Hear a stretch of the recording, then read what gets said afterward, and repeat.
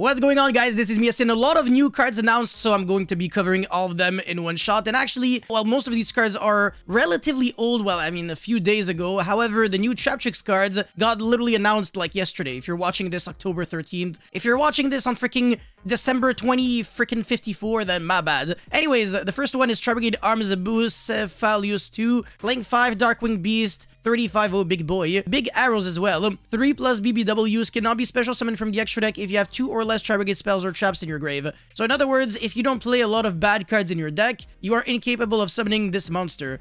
This better have an unfair effect that is objectively better than Chareg. You can only use the third effect of this card once per turn. Your opponent cannot activate cards or effects when you special summons a monster, so far so bad.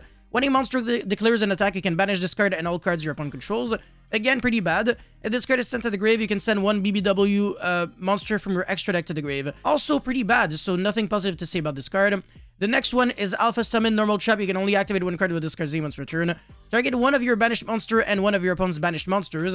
Special summon your monster to your opponent's field, and if you do, special summon that opponent's monster to your field. Also very, very bad card because it's not a starter, it's once per turn, and you have to rely on both players very specifically having a banished monster. So if your opponent doesn't play a deck that banishes a lot of cards, or if you are incapable of banishing your opponent's monsters, this card will always be unutilizable. So this card is absolutely dreadful, and even if you can resolve it, it's not like it was an insta-win or something, and it's a trap card, not a spell card. So yeah, absolute trash. And now we have Branded Light. Quickly spell card, you can only activate one card with this card's name once per turn.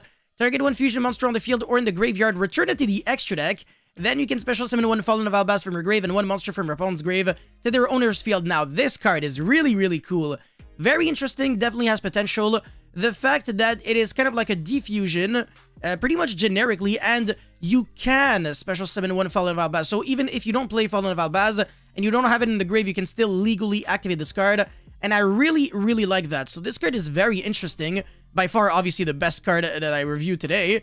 And this could actually see a play in, I don't know, Pure Despia? Yeah, Pure Despia or Tearlaments featuring the branded package. I don't even know.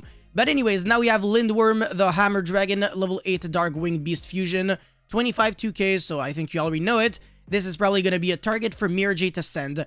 Fallen of Albaz and any BBW, so you can actually fuse the Empen away in, well, against Flunderies.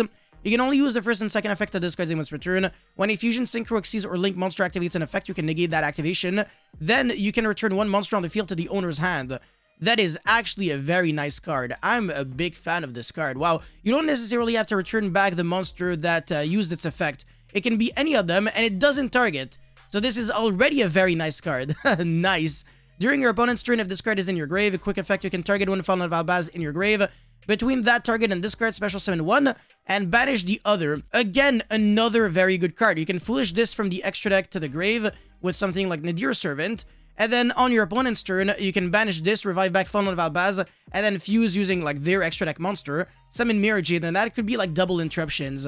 So this is like a really remarkable card in, I want to say, again, just like the other card in Despia or decks that can randomly abuse the material like a BBW, because Branded Fusion being able to send one of those monsters allows you to cover so much ground. Like now you can send any light or dark or BBW or monster with high attack or whatever else. So very good options. And this one is no exception. Fantastic card. And the final branded card, the Branded Lead, the Continuous Trap card. Being a Continuous Trap card means that it can be activated off of Branded Beast on the end phase, the new Bisted card. Once per turn, when your opponent activates a card or effect that targets one Bisted monster you control, and no other cards, or they activate a card or effect in response to the activation of your Bisted monster's effect, you can target one light or dark monster in the grave, banish it, and if you do, negate that activated effect. It's not bad, but I've seen better, so I'm gonna have to give it like a 5 out of 10, which is, it basically means average. It's not great. I've definitely seen cards that were just a little more juicy in what they did, especially trap cards. So you're not really trying to play this card when Branded Beast is kind of like a way better card, actually. It pops a card and it recycles back a card. This card, not really. I mean, it's very reactive. It relies on your opponent doing very specific things.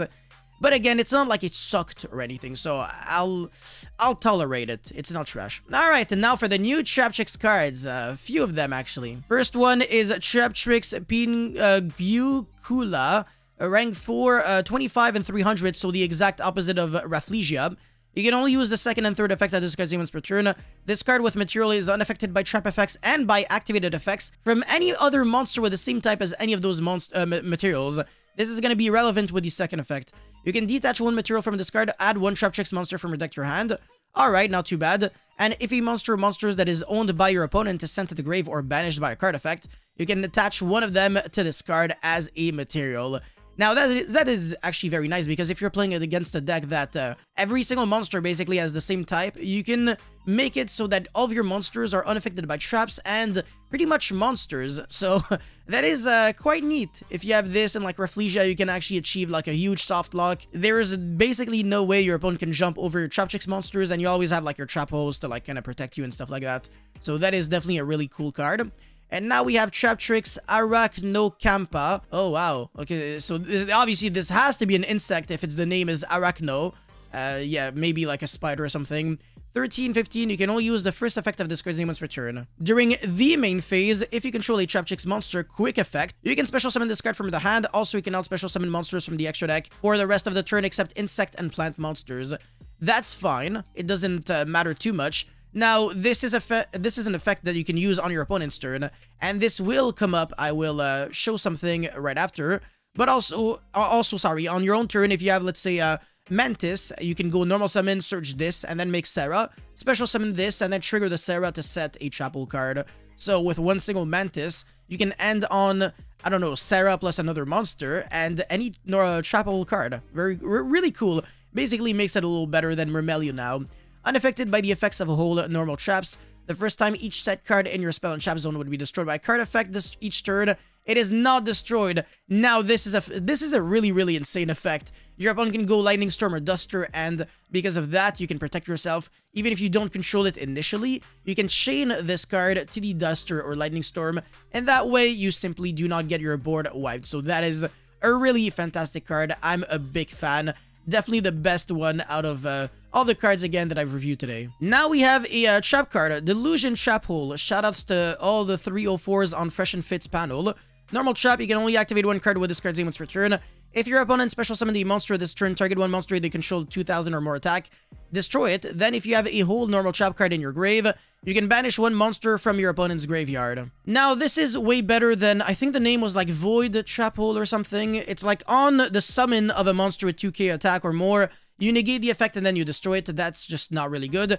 This one is actually proactive, so you don't have to do it on the summon. You can wait until like there's a better timing to use this card, and then use it out of nowhere, destroy a monster, and then banish it right away if you have a whole normal trap in your grave, which shouldn't be too difficult to achieve. This card is a once per turn for absolutely no given reason, and because of that, I cannot see this card being more than a one of, and I find it a little unfortunate because I think once per turn restrictions should be on cards that are unfair, and this is unabusable and very fair.